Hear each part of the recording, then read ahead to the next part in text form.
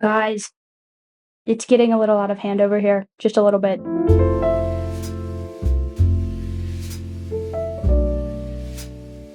This is my physical TBR, and typically when I get a book, I like to read it. Like, I don't really like to just sit on a pile of unread books. It kind of stresses me out. It makes me feel like I'm behind, and I don't like that. So, what I'm going to be doing is reading for 24 hours, non consecutively. I do value my mental health. I also already have insomnia and don't sleep a lot of the time, so I'm not going to be reading 24 hours straight. I am, however, going to be setting a timer.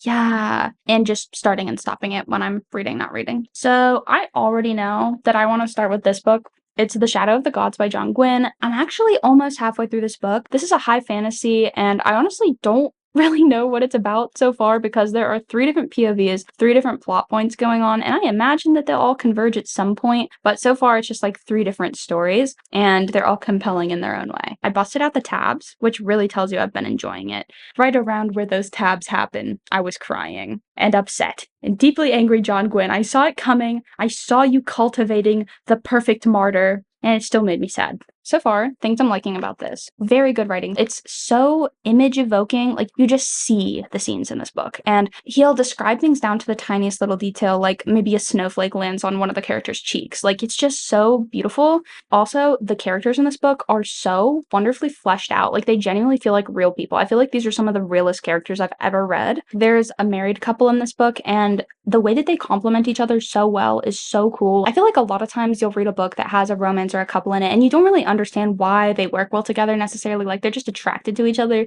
But these people genuinely balance one another. Orca, she's very hard and cold. And then Thorkel is like warm and soft. They balance each other so well. They co-parent so well. Like I said, I'm about halfway through this book. If you know, you know. But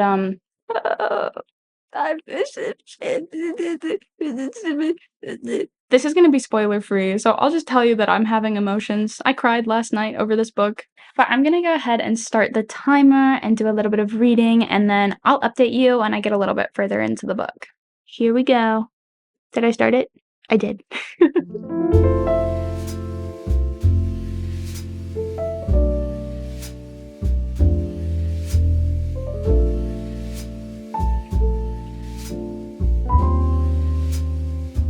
I love Orca. I feel like a lot of fantasy out there is about 20-something-year-olds, and this book has a middle-aged woman in it who is awesome. Several awesome women in this book. They are also warriors with the men. Let's go! Where was I? Oi, that wasn't that far. Shoot. I found where I was.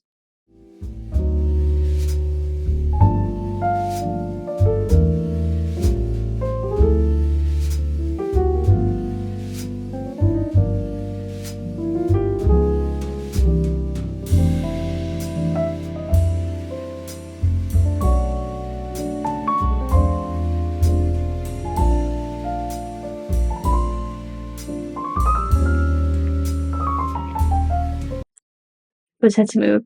Alright, it is 2 days later, and I have that much more time left. So I've been reading for almost 4 hours, which it's wild that it's taking me that long, but I work a full-time job, so what you gonna do? I'm still not done with this book. I've got this little sliver left, and I am still really enjoying it. I'm getting invested, and I'm starting to see that there's really not that much left, and so I'm not going to see much of a resolution. I'm also sad because where are the dragons? Do you see the big dragon? I have seen no such thing. And I'm kind of wondering, there's a lot of talk of like the old gods, so maybe that's like the old gods were dragons. And like I don't know. Maybe I just have yet to meet the dragon. I hope that there are dragons. I like dragons. That's a huge reason that I picked this book up. One thing I'm not so sure about with this book is certain characters are written in a way where you can just tell that they're gonna die. And I don't know if that's the best writing style. Like, should I be able to predict that? I don't know. I'm still having a fun time. It's just something that I noticed is occasionally a character is a little bit too perfect and I'm like, oh, they're dead.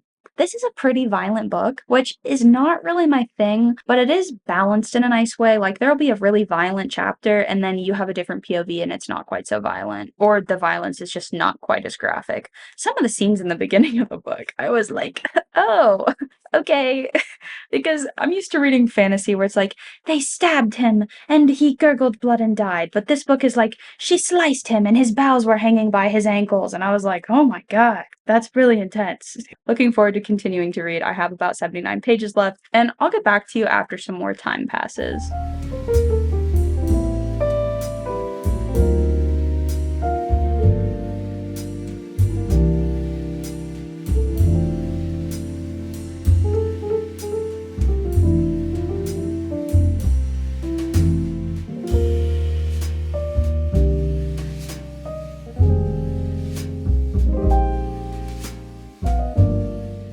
Before I talk about this next book, let me just let you know, I did give The Shadow of the Gods 4.5 stars. I wanted to give it 5 at first, but then the longer I thought about it, the longer I was like, it wasn't quite there, but it was close, and I definitely enjoyed it, and I will be picking up the next book as soon as I can get my hands on it. I just don't live near a bookstore, and if I drive to a bookstore, they don't have it unless I put an order in for it, but I'm about to move, so I don't want to order a book there, so it's just gonna take me a little bit to get my hands on it. But I just finished The Gunslinger by Stephen King. Genuinely, what was that? I'm not just a hater of Stephen King. I really enjoyed 11/22/63, Billy Summers. I liked The Shining. I liked Doctor Sleep a lot. I liked Pet Sematary. But then you'll have books like this. This genuinely felt like nonsensical rambling the entire time. The entire thing felt like a fever dream or like a trip on a drug, you know? I can't help but wonder, was Stephen King on drugs when he wrote, what's it called again? The Gunslinger. Apparently he stopped abusing substances in 1987, so let's just see. When was The Gunslinger? 1982. So yeah, Stephen King was in fact abusing substances when he wrote that book, and I could tell. A few issues that I had. Number one, this is something I've noticed in a couple Stephen King books. For example, in Salem's Lot, there's like a young boy that the main character kind of takes under his wing. And then the same happened in this story. And you're supposed to care about the boy. You're supposed to see that they have sort of a father-son dynamic, even though they're not blood. But the thing is, Stephen King doesn't sell that. He'll have the character say something like, he realized he'd grown to care for the boy deeply. But there's just no way. Like, how? Show me. I don't see that. I'm not picking up what you're laying down. It just felt bad, badly executed. And then I also have just found that in many of Stephen King's books, he's just kind of vulgar. It's not my preferable reading experience. It just always comes back down to, like, potty words, I guess, which, like, I don't really care if they're used in the right way, but he uses them in, like, a gross, degenerate way. Like, it's nasty. Like, I picked up a book by him recently. It was called Holly, I believe, and I put it down after a couple chapters because I got to a point where he described a mustache as a tickler. Sir, that's disgusting. Just call it a mustache. That's so disgusting. And he just does stuff like that all the time. Also, just a huge issue that I have in general is, like, that scene in the back of it with the literal children. Why does nobody talk about that? That's beyond weird. I feel like maybe a lot of people just don't know about it because this book is really big. So maybe they don't read it. It's not in the movie. But there is a scene with sexual content and children in the back of this book. And I just feel like it's unnecessary. Like, I understand that he made it make sense for the story, I guess, but, like, what kind of resolution is that? Why is that the solution? How does that make sense? Why? I find it absurd, to be quite honest with you, and I don't know. I feel like Stephen King's kind of gross. Skilled writer, but gross. I think a fair rating for this book for me is going to be 2 stars. Honestly, I don't think I'm gonna go out of my way to read Stephen King anymore. I have enjoyed a couple of his books, but there have just been so many that have not really been my taste. I think the next thing I want to pick up is Beg, Borrow, or Steal by Sarah Adams. Got it as an audiobook. I just want something kind of light. I feel like I need a change of pace. But I have 16.5 hours remaining, and I guess I'll probably come back to you at like 10 hours, or when I finish the next book.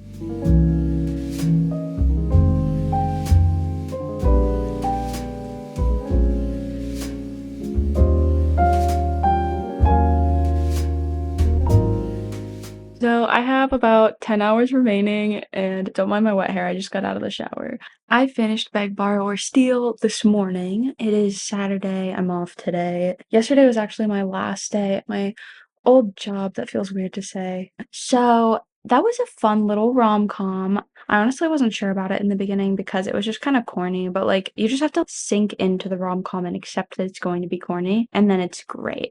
And I have to be so honest with you. Last night I was listening to this book before bed and I literally could not go to sleep because I couldn't stop thinking about it when I tried to go to sleep. So I had to listen to it a little bit more and then I went to sleep. The scene where he was critiquing her writing, that was quite possibly one of my favorite tension scenes I've ever read in my life. That was so good. I don't usually like rom-coms, but this one actually, I won't say it competes with Allie Hazelwood, but it's right up there. I devoured this. I don't quite know what I want to rate it yet. I'm thinking like 4 stars. I feel like it needed to be a little bit extra special for me to give it 5 stars. And there were a couple things that I just didn't love, but like overall it was so fun. I would definitely recommend this to people, like 100%. It was so good. And another thing that you might enjoy about this is like it is a romance. It does have like a spice scene in it, but a lot of the spice scenes that you find in romance nowadays are like really descriptive. But it didn't mention any synonyms for genitals. It was kind of like, oh, they were together, and then it didn't get into the nitty-gritty. So you don't need to worry about that if you're not someone who likes to read really descriptive things. Like, it was kind of brief, honestly. They just connected so well, and it was so good. Ah, I loved it. I will definitely be reading more by that author whose name I have already forgotten. Sarah Adams. Sarah Adams? I like your writing. This doesn't happen a lot with rom-coms. I feel like usually I just read them and then I forget about them, but like that didn't happen with the Allie Hazelwood books. And then with this book, I have gotten the urge to buy a physical copy, which tells you that I really liked it. I've decided I'm gonna rate this book 4.5 stars. It may change later, but that was delicious and I need more from that author. It was so good. The next book I'm gonna read is The City of Brass by S.A. Chakraborty. I again have it as an audiobook. I'm gonna be listening to it while I run some errands today.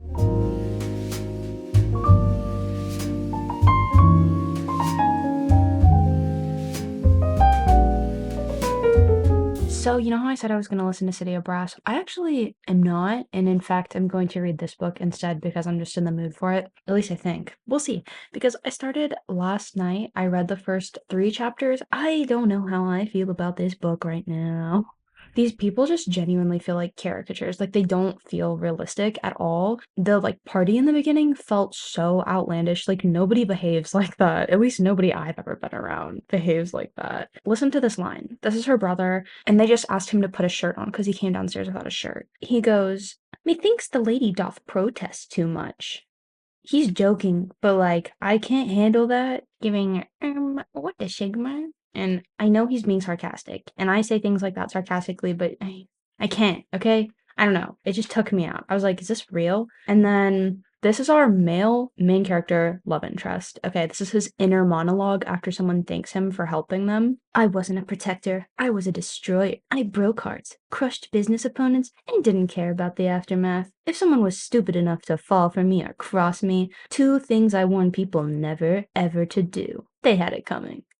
Sir, you know that meme of that guy and he's got like a hat and he's looking all sly and he has a long nose and he's writing? That's literally how this guy felt when he was thinking that. So I am just a little bit unsure about this. There was also a moment in the beginning where he was talking about how he prefers his lovemaking, and I was like, okay. I think somebody needs to go to therapy. I don't know, I'm gonna keep reading it. I'm gonna be honest right now, I'm kind of, like, not hate reading it because I don't hate it, like, it's kind of amusing, but I'm not taking it seriously. I'm gonna try, though. I'm hoping the characters will grow on me and I will like it. Yeah, I'm gonna keep working on that, and I have about 9 hours and 42 minutes remaining. I think I'll probably check back in when I finish this or at the 6-hour mark. I don't think I'm gonna finish this before then, but so, don't mind the lighting or the change of scenery. We're at a different location because we're in the process of moving. Temporary location. Anyway, I've been reading this book and it's really bad. I don't know what to say though because at the same time, I also want to keep reading it, but it's not even like something that's just cringe but really good. It's like not even good. It's just bad, but it's kind of funny. I have 6 hours and 40 minutes remaining, so I'll come back to you once that's done. Hopefully I'll finish the book in that time frame, but you never know. It's really bad. I'll see you in a bit.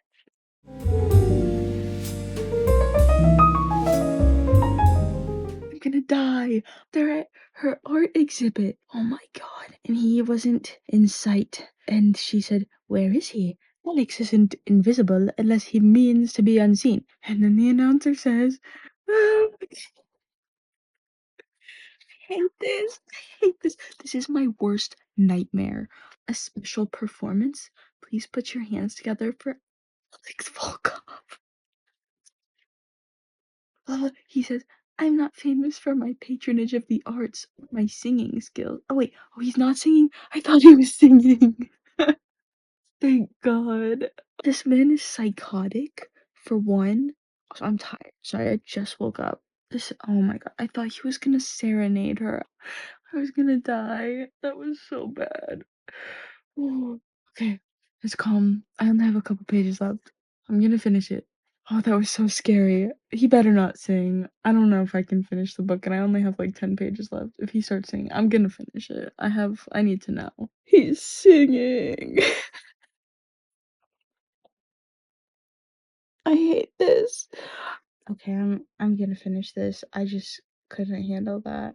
Bro, bro, bro. She just got asked out by one of her friends in her program, and she was like trying to let him down easy.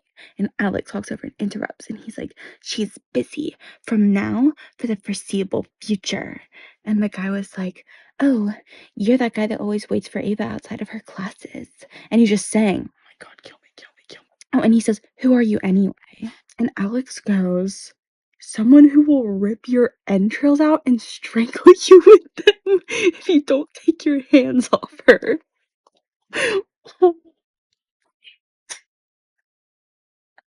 Yeah, he is a psycho. Okay, anyway, I'm gonna finish this and come back. W- there have been some real good one-liners in this. I think maybe we go over them after I finish the book because you just need to hear them, trust me. The bar is on the floor. Case in point, we'd been apple picking for hours and he hadn't once complained. He hadn't gushed about it either, but it was Alex. He didn't gush about anything. The fact that he hadn't killed anyone was proof enough he was enjoying himself. The bar's on the floor. All right, I'm officially done. My timer is up, and that was really interesting. This one is,